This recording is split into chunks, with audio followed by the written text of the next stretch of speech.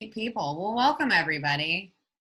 As usual, Kelly DeLucia here from Welch Team at Keller Williams. We also have, let me switch this view for you guys. There we go.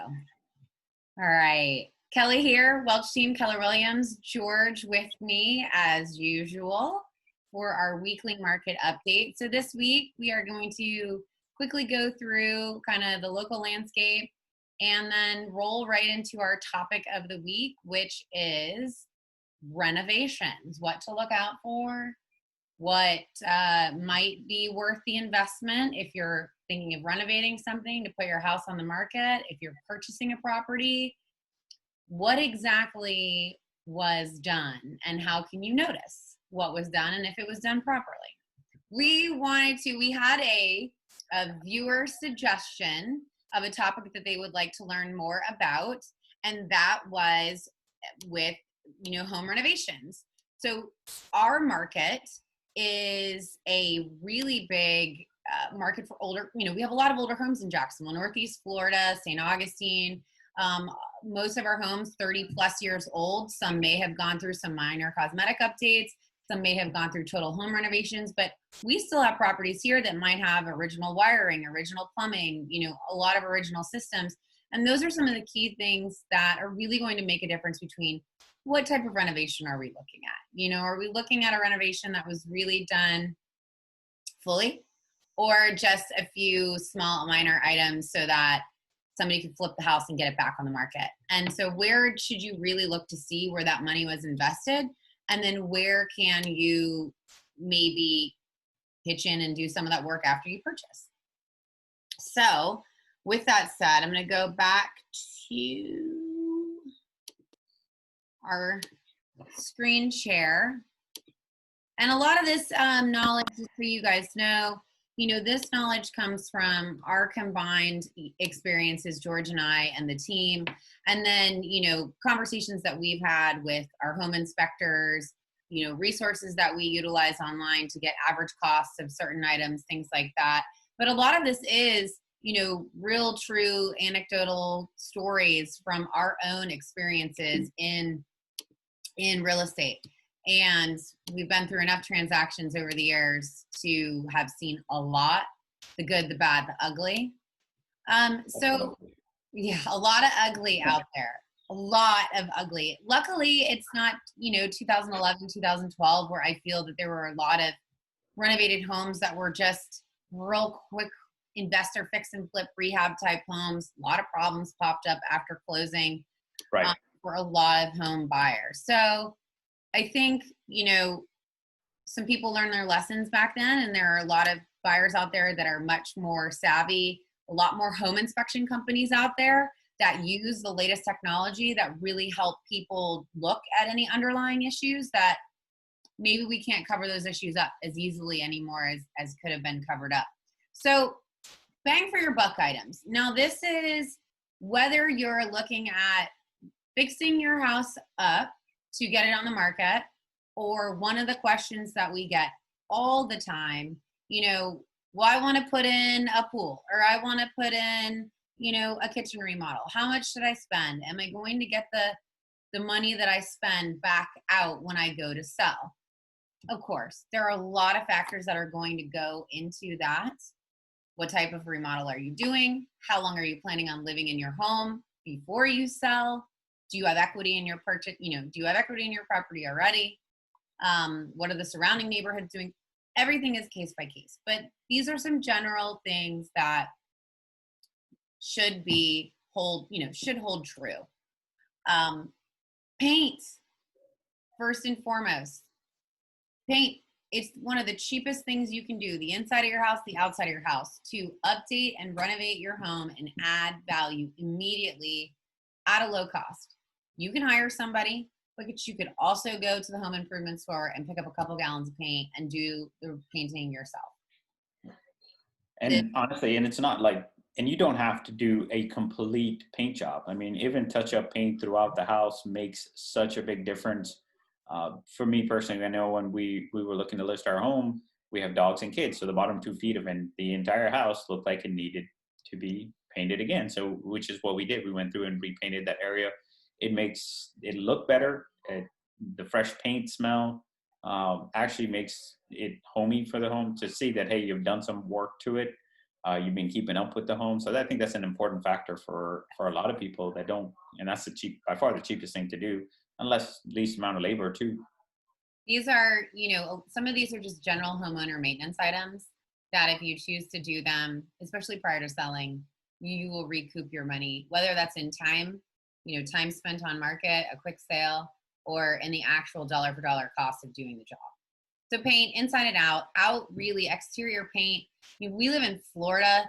We have a lot of stucco homes.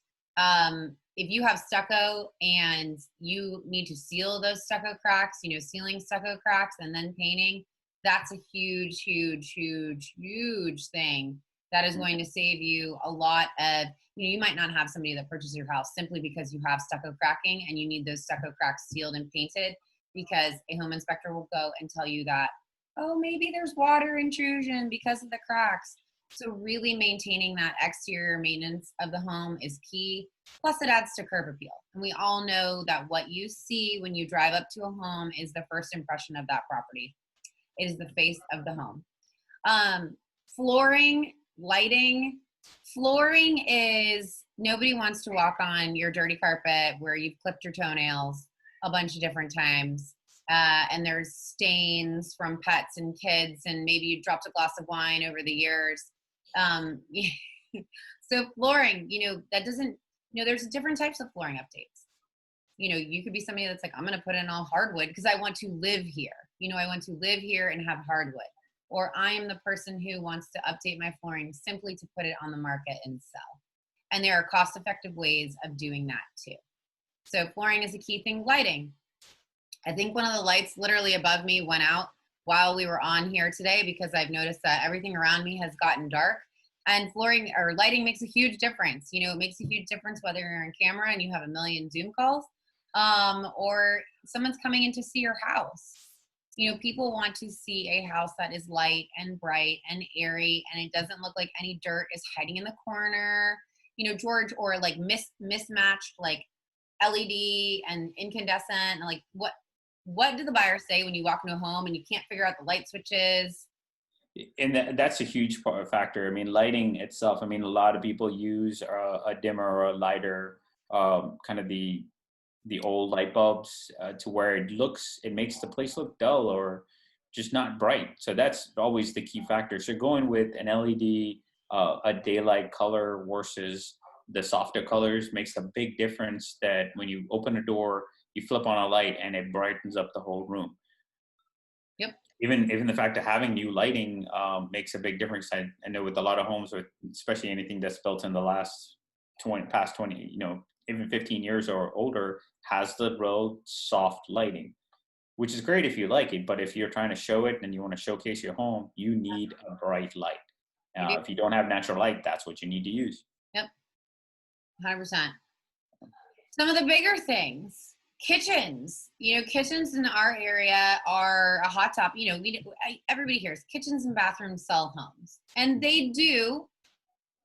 But you also have to have, you also have to keep in mind where you're selling that property at. A kitchen, not every kitchen has to be white. White was such a trend for so long. It still is. We have a lot of coastal areas. People like to see the white. It's a big thing, but you don't have to go white. But, there are different types of kitchen remodels out there. You can get up to 81% of that kitchen remodel back. It depends on how, at 81% would be, modernizing the cabinets and the counters. Doesn't mean you need granite. Some people like quartz. Some people like quartzite. Some people like a butcher block. There are options out there. Updating those appliances, your sink, your faucet, the flooring in the kitchen. Those minimal updates can get you 81% back. Upscale kitchen remodels, so we're talking, Sub-Zero fridge, Wolf range, those generally, you're only getting about 35% back. Again, okay, that's a lot. If you're going that high end, you've got to be in that area and yes, really want to stand out compared to some other some of the areas, because otherwise just the standard higher end stainless steel appliances are just as good, and look good, work well when they're new compared to kind of the older ones. Yeah. You need to know your audience Mm-hmm. and know where you're at. If you're going to live there for 20 years and you want to do what you want to do, that's amazing. But don't over improve your home just to put it on the market. That's not going to be worth it. But for plenty of people, definitely invest where you enjoy spending your time. Bathrooms, 56 to 70%, depending on what you do. So we see a variety of bathroom updates. You know, you could have the original builder grade vanity where somebody has painted the cabinet, you know, but it's the low height and they put a new countertop on, put a new framed mirror and updated the lighting. You know, and that's going to get you about 70% of your money back. It's also going to help sell your home. That's a quick update that most homeowners can do themselves. A total gut job bathroom renovation, or adding a bathroom. So you don't have a powder room, you want to add a powder room, or you have an office and maybe you can add a bathroom to that and make it another ensuite, whatever it may be, 56% return. You know, those are some really good numbers. Landscaping, 56 to 70%, or landscaping, sorry. I didn't attach a number to this. Everybody has a variety of what they consider. Some people like hardscaping. Some people like lush trees. Some people like a huge yard that they can bring their RV and their boat, and all they need is a double gate fence and flat land, and that's good with some privacy trees around. For landscaping, wouldn't you say, George, that neat, maintained, so that when you walk up, it looks inviting, and low maintenance? If your bushes in landscaping are not neat, stop it. That sounded bad. Then then people are going to think that it's going to take way too much time and effort, especially in the middle of the hot Florida sun, that they don't want to deal with your landscaping, and they might pick another property because of that. Have you ever had that happen, George? Yes, 100%. I mean, I agree. It's all about curb appeal. You walk up to the house, you want to be able to say, "Wow, that is a fantastic entrance for your home," because your home, and then that includes your paint, the exterior paint. It needs to, the landscaping that you have needs to accompany your home style. Make sure that it's not, oh, you don't have like 6 palm trees out, all like 15 bushes in there, all just kind of all over the place.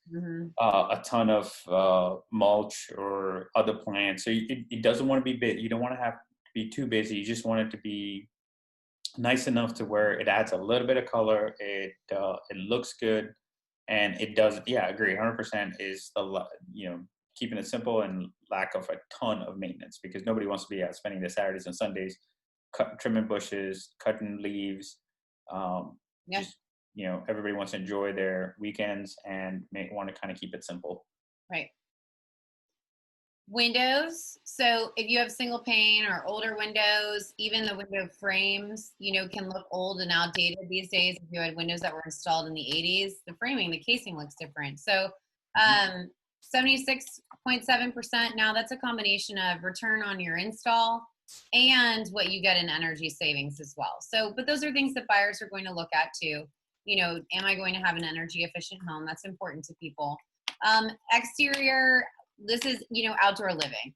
Exterior decking, patio, outdoor living space, 63 to 82%. I actually think this is probably something a little bit more popular now. Yeah. Based on everything that's been going on the last 6 months, because that's what if you're trapped in your home, you want to have a great outdoor living, patio, deck, pool, big yard, whatever it might be, because that's where you're spending probably majority of your time as a family. Yep.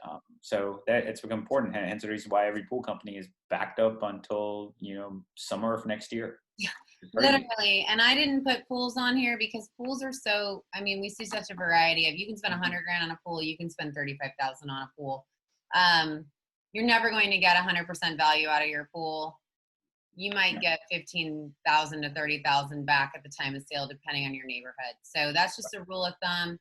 If you have a really blinged out pool with some water features, maybe a slide, rock whatever, rock walls, maybe you're getting 30 grand back. But, pools are really for your enjoyment while you're in the home. Mhm. And then the roof. So roof is an appeal item, obviously an appeal for a new buyer, got a brand new roof.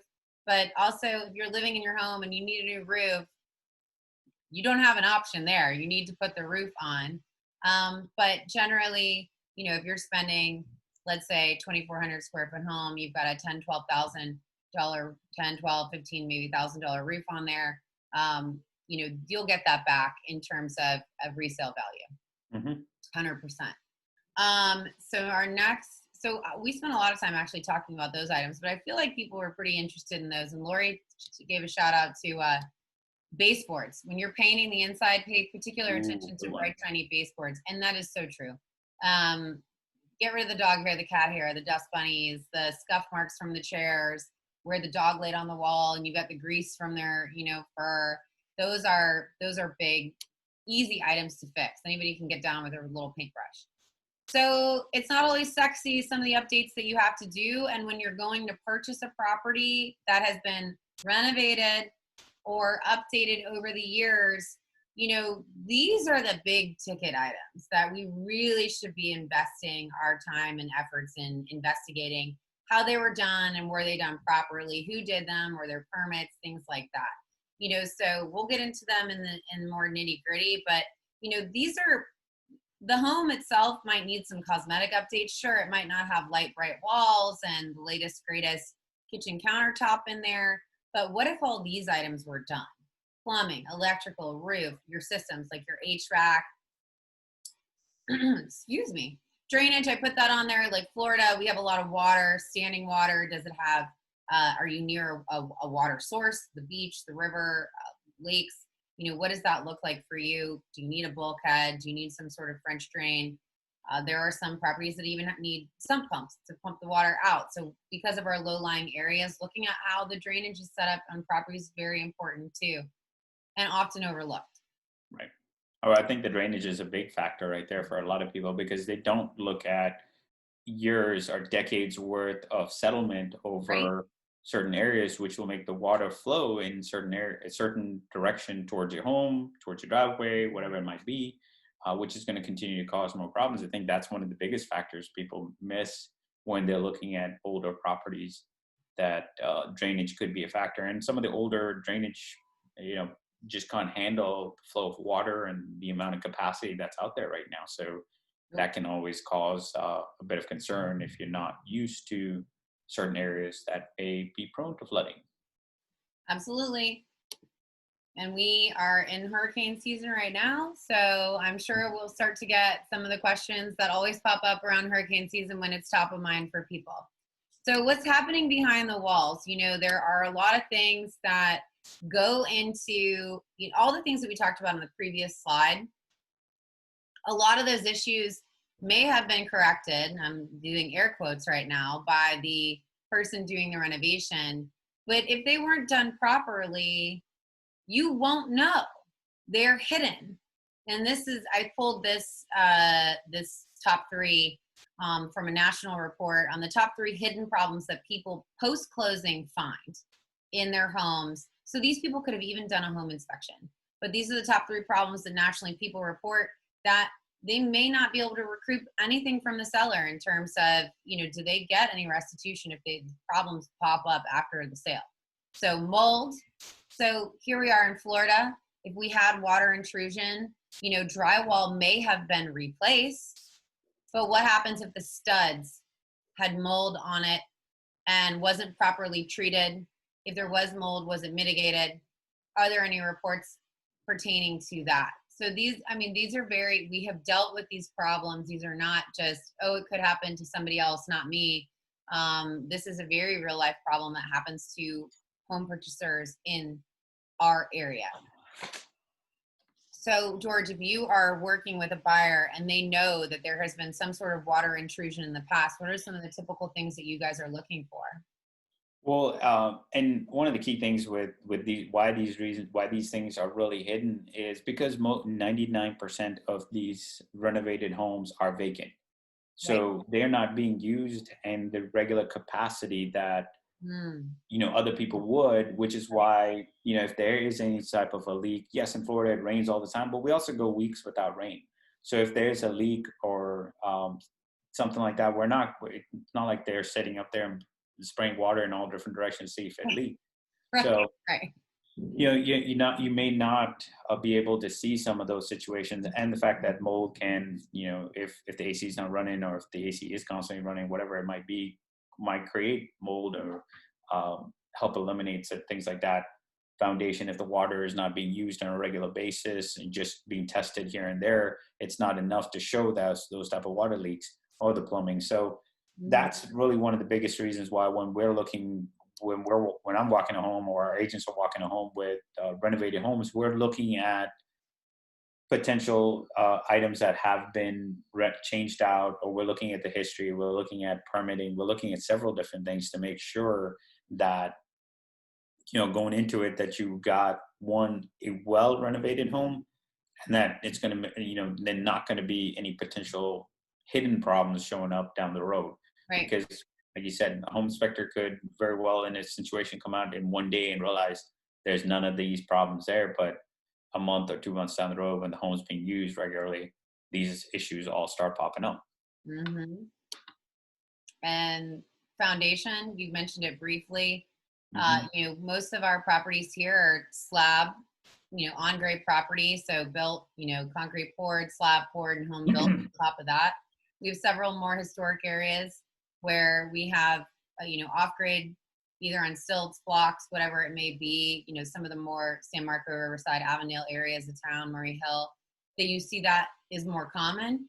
So Well, the go ahead. hardest problem with those off-grade homes is the fact that a lot of times what we see is that when you do a home inspection, when you crawl underneath the home, and I've crawled a lot of homes in my Have day, not, not in not. this capacity as a real estate agent, but I did work for a pest control company at one point, and I used to crawl underneath homes in San Marco downtown area. Um, but in that aspect, if you have insulation uh, in under their house, you're covering about 75 to 80% of the beams. So you're not going to be able to identify if there's a leak in the foundation, or if there's any foundational type of situations, Mm. if they're covered. And from the home inspector's perspective, it's not like you can pull everything down, because it's not easy to put that stuff back in. Right. So there's so many potential things can go wrong, and that's, so you just have to be mindful, and keep that in the back of your head. Maybe I may have to fix something down the road, potentially. And I think too, when we talk, like, we'll talk about home inspection in a second, and I know that this is going much longer than we normally do, but I think this is great info.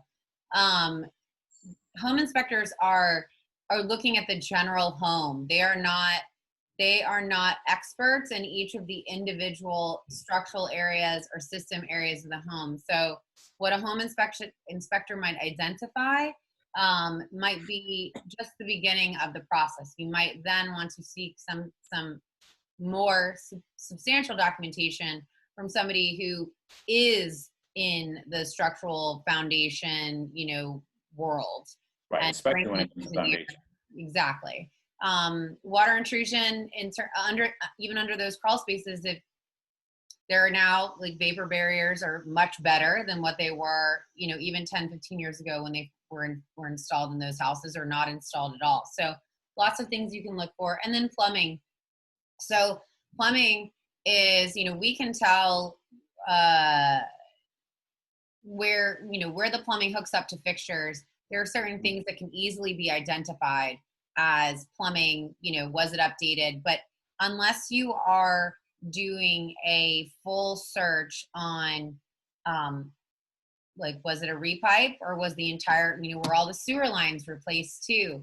Unless you get somebody in there who's scoping all of those lines, a general home inspection might not catch all of those items. It could also be pinhole leaks under your slab, over time, that create a large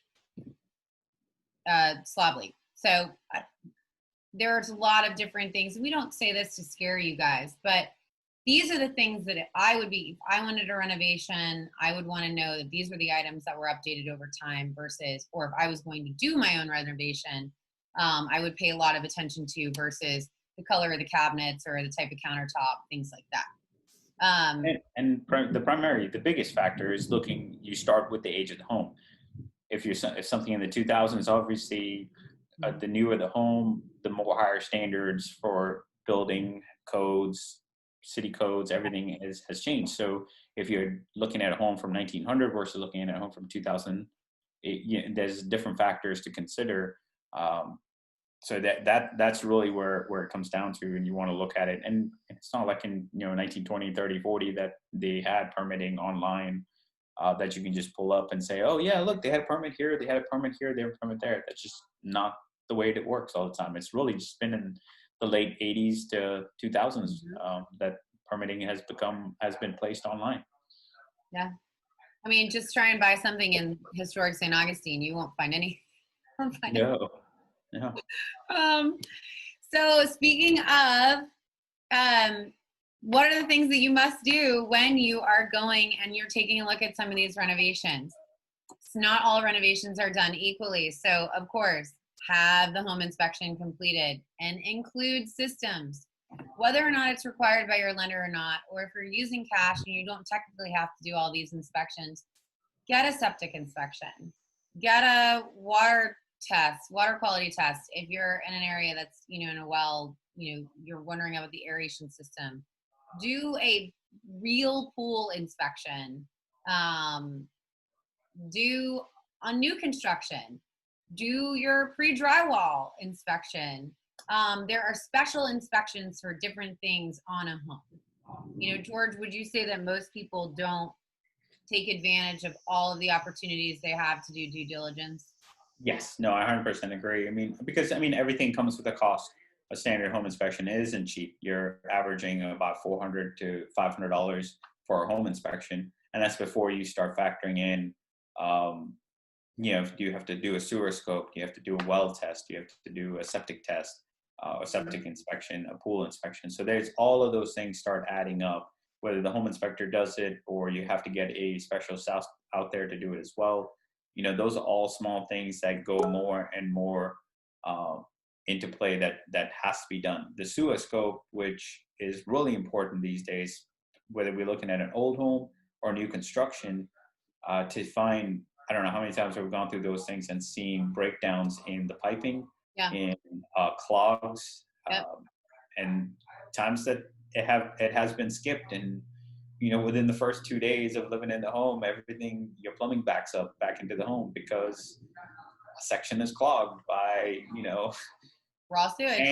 And no, it's just, unfortunately, it's like things fall into place while you're building. Your paper towels that you're using to wipe stuff down, the little pieces of parts in there, swipe it down into the piping, and it's gonna get washed away. Nope, not always. You're right. You're right about that, which is also why they put porta potties on new construction sites to hopefully prevent other people from doing things that might potentially damage your brand new home. Check for fully functional yet. Well, yeah, but they keep them there. They're not letting people go through your. They keep them there through the full construction. The permits. Sorry, I was looking at a Facebook question. Permits. So we just talked a little bit about that.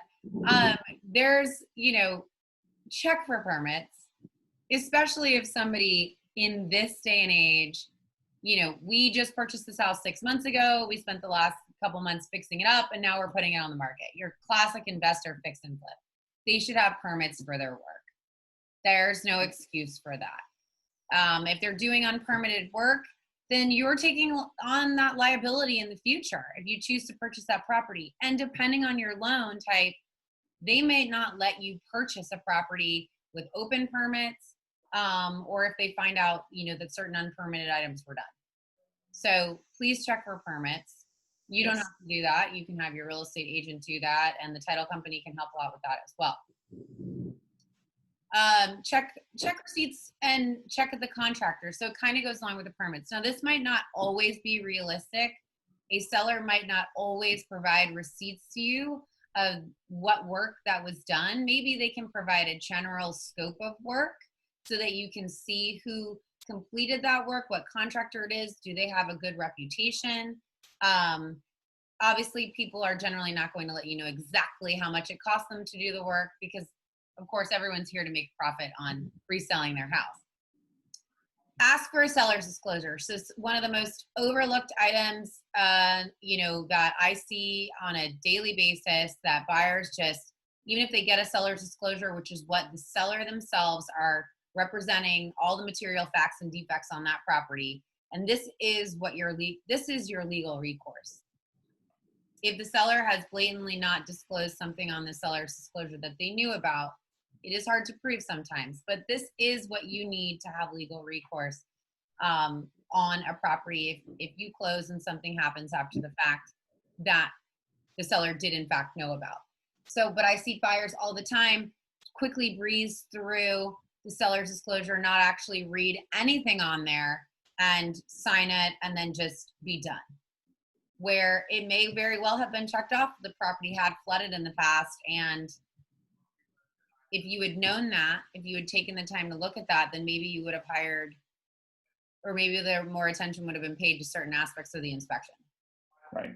And also factoring, it doesn't matter whether you've owned the home since it was built or you purchased it 3 months ago. It's a account of what all the seller knows of the particular property.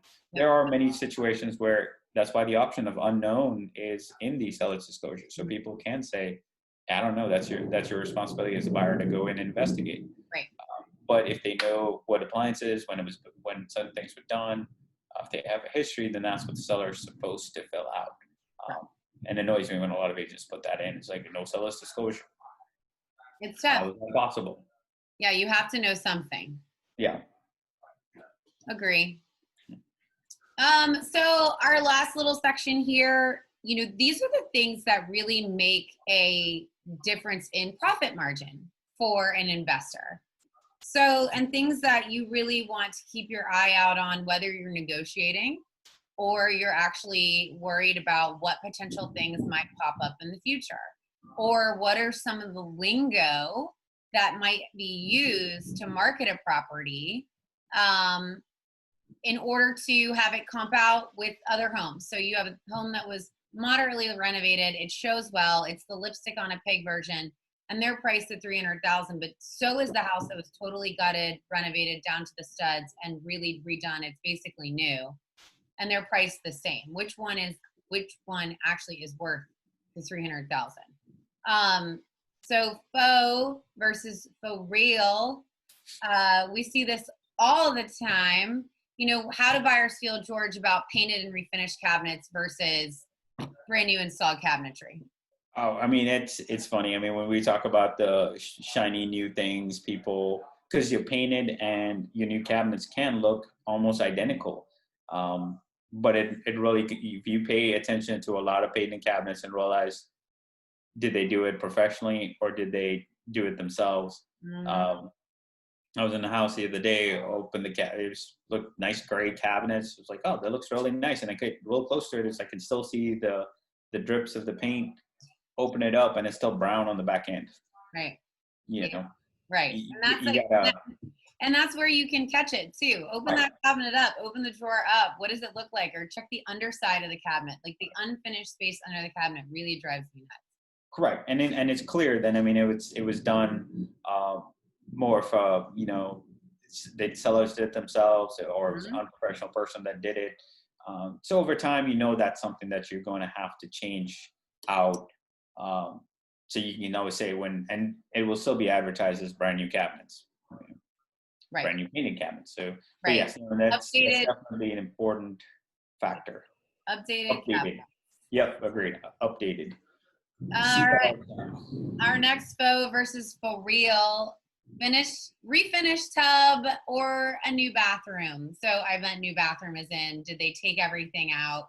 Did they put a new shower pan in? Have they put new green board in behind the tile and really refinish that space? Or did they just get the spray paint white out and refinish that cast iron tub?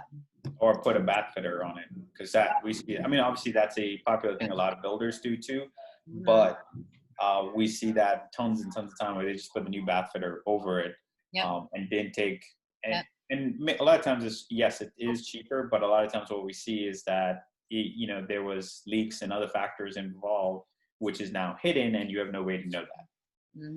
Yep. That's right. All right. What's our next one? Ooh, Faux outlets. Oh, I electrical. love. So faux electrical updates. So maybe they switched out some outlets, put some GFCIs in. They switched out their breaker panel, or did they for real update everything and rewire a home? We have a lot of homes, even built though in the 80s around here, that might need a total rewire. Right. Like ripping out the wire, and that's what we mean by rewire, like ripping out the old electrical or rerunning electrical, um depending on where it's at. Sometimes it's easier than others. Is it behind the wall? Is it running through the attic? But those are big deals. There are certain outlets that are required to be in wet areas now that weren't required back then. Certain electrical panels that have been known to cause electrical fires that are very hard to get insurance on these days. So key things to look at when somebody says that they have updated electric. Right. Well, and the biggest thing I see there in a lot of the older homes is that it's still a two-prong power panel instead of the grounded typical ones that you should have. Right. And it's supposed to be updated. I don't know what I'm doing there. It is. It's Just clicking on stuff. I'm just a mess. All right. So this one hits home for me. Faux repipe, this word, or was it for real? Did they replumb? Now they are used interchangeably. When you have something that's been repiped, those are water supply lines that have been redone to PEX or CPVC, whatever it may be, PVC. But that only talks about your hot and cold water supply lines running to your fixtures. The waste lines running out of the house and to the street for sewer would be the more all-encompassing. The property was replumbed entirely, and those terms may be tricky. They might not technically be, if you said that it was replumbed because you redid your water supply lines, that's not entirely inaccurate. But this is one of those big ones for me, because I thought my entire house, according to my insurance and the seller's disclosure, had been completely replumbed, only to find out during a bathroom renovation that I was going to be incurring some extra costs to replace old cast iron sewer piping. So fortunate. Why does that even matter? Like, why would anybody care about their sewer line, George? Because I mean, there's a reason why cast iron pipes and all that have been replaced. They degrade over time. Well, they probably have degraded over time. Yes. To where they're just not quite going to be able to handle the flow of that's going to affect your foundation. That's going to affect your landscaping around. And I mean, it is a significant expense to have that redone if you have to be the one to do that at some point. And it's a pain. I mean, you're talking about jackhammering through your foundation in most cases to replace, rip out and replace old cast iron piping. So you might be spending a couple nights away from your home. These are thousands of dollars in difference between total replumb. Plus, if these are things you can't see, you talked about, unless you're doing some sort of sewer scope and you can't see, I took, everything at face value that everything had been totally replumbed. I never would even have thought to have hired somebody to do a sewer scope. Had I done that, I would have known that there were cast iron pipes under the house, and they were completely deteriorated. I consider myself to be one of the very lucky people that, because I hadn't totally electively decided to renovate a bathroom, that I discovered this problem on my own. If I hadn't discovered this problem on my own, not only would it have been a costly repair in the future, but it could have damaged so many more things in the home, not covered by insurance. So that is a faux versus for real that can hit home in a big, big way to the pocketbook. And then our last one, faux additions. You know, faux, I'd say this, I didn't really know how to word it, but you know, you have a garage that's been enclosed, for instance, and they've called it, you know, that's your fourth bedroom or your extra living room, whatever it is, garage conversion. They've added an HVAC in there, you know, vented it or put a mini split in here versus the person that actually completed a full addition to the property, cut into the exterior wall, reconnected the roof line, things like that. You know, those are big ticket items that maybe you still have the same amount of square footage, but they're really not apples to apples. No, 100%. Those, I mean, those, because you're doing a lot more than when you're enclosing a space to add to your square footage. It's just not heated and cooled. You've got to make sure that it's actually insulated correctly, especially if you're doing a garage, because typically those exterior walls in the garage are not insulated like your interior walls would be inside the home. So, as well as those spaces above into the attic is not insulated as well. So there's so much more than just, you know, putting up some drywall and running a, you know, a vent to it, because and think about the capacity of an AC unit. Could that manage this extra, you know, 300, 400 square feet of space? So those are always big factors that people, if you haven't done it correctly, will be a issue for you somewhere down the road. Yep. I mean, it could not just be a garage conversion. Maybe you're converting a screen patio, things like that. So we see that a lot around here. And while it's nice to have the extra square footage, just some things to think about.